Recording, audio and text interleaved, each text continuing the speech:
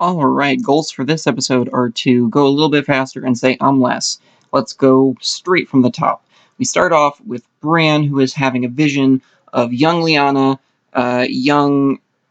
what's his face? And young Ned. And he's like, oh no, let me stay longer, and the Three-Eyed Raven pulls him out of the vision. And I love that they added this in. Beneath the sea, it's beautiful, but if you stay too long, you'll drown. I love the allusion to the drowned god stuff that really didn't get into the TV show. I do believe that that was carried over from Patchface, because I don't think very many other people said anything like that in the books.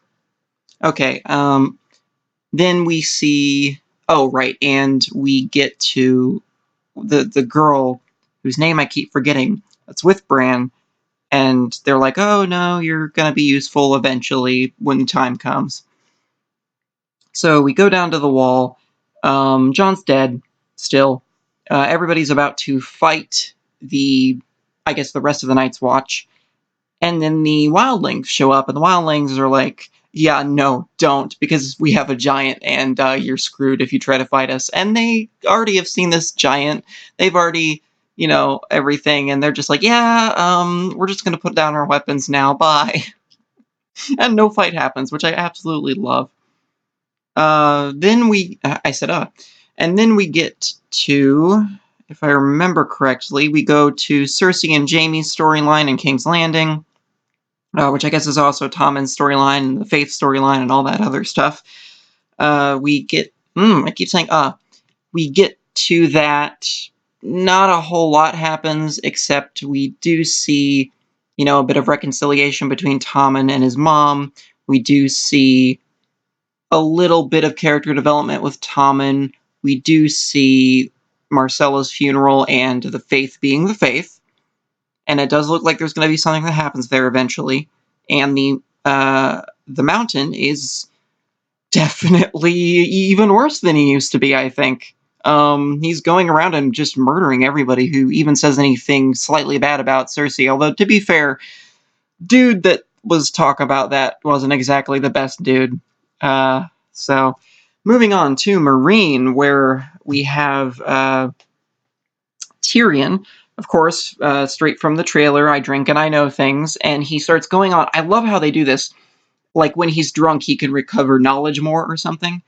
He goes on this whole thing about, oh yeah, when Aegon had his stuff, and then this, and then this, and the dragons got smaller and smaller after captivity. Don't keep them in captivity. And so he goes down the stairs and, kind of lulls the dragons and takes off their shackles on their necks, and then just walks back up the stairs to Varys and is like, if I ever get an idea like that again, punch me in the face, which I love that quote. Moving on to Braavos with Arya. Arya fights the Faceless girl and tells the Faceless man a girl has no name, and that's really all that happens there. Moving on to Winterfell. Walda, is that her name? Walda Frey. Walda Frey has a boy, and Ramsay has been planning this for a long time, and you can really tell he's been planning it.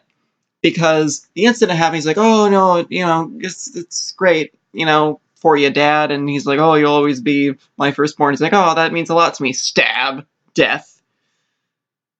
And then he sticks the hounds on Walda Frey and the new baby, which is it's very him.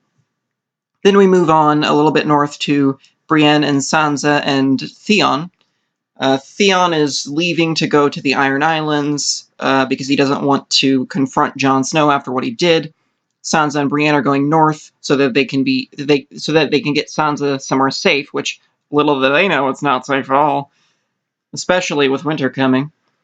Moving on to the Iron Islands, Euron has come back. He's absolutely crazy and thinks he's the drowned god. And he kills the king. What is her name? I keep forgetting names left and right. But the daughter of the king is like, oh, I'll get revenge, blah, blah, blah. It's like, well, you aren't the leader. It's like, well, maybe I will be the leader. this is the season where all the women are getting powerful, so screw you. It's probably going to happen. And then, of course, moving back from the Iron Islands to the Wall again. John's dead, still very dead, and Davos goes to Melisandre like, yeah, I don't agree with any of your things, but do you know something that can bring him back? And she tries. Everybody there thinks she fails because nothing happens. You know, you have the wildling leader leaving the room. She leaves the room. That one guy who's in the Night's Watch leaves the room. Davos leaves the room. Ghost stays. And I think that's a really interesting thing because Ghost has like this connection. All of the all the Dairos have this connection with their, you know, their Starks, I guess. And Ghost stays and just kind of lies there until Jon is about to like come back. And right before then, he like actually gets up and like looks over at Jon, which I thought was really nice thing they added in there. And that was the end of the episode. On the next time, we did see that the next episode is going to be Tower of Joy, which I am so pumped for. I want to see what they're going to do with the Tower of Joy so badly. Yeah, that's the episode, basically. I don't have a whole lot of thoughts on this, except that it was way better than the first episode. The first episode, of course, was not as good because it was just touching base with everybody. And this had similar problems where there were a lot of, I guess, points of view to cover, but most of them didn't really need that much attention. And so they didn't last like 5 minutes each like last time. Plus, this was an hour long, or almost an hour long. I think it was a little less than an hour long if you cut out the, what happened last time and all that. But yeah, it really freaking good episode. I'm looking forward to the Tower of Joy in a week, so that'll be fun. Woo! I'm also looking forward to the confrontation with the Faith, which, oh boy, just hoping they go down. Then I'm also looking forward to the aftermath of Jon rising from the dead, basically. That's really about it that I'm looking forward to next episode. But yeah, that was really awesome episode. Woo!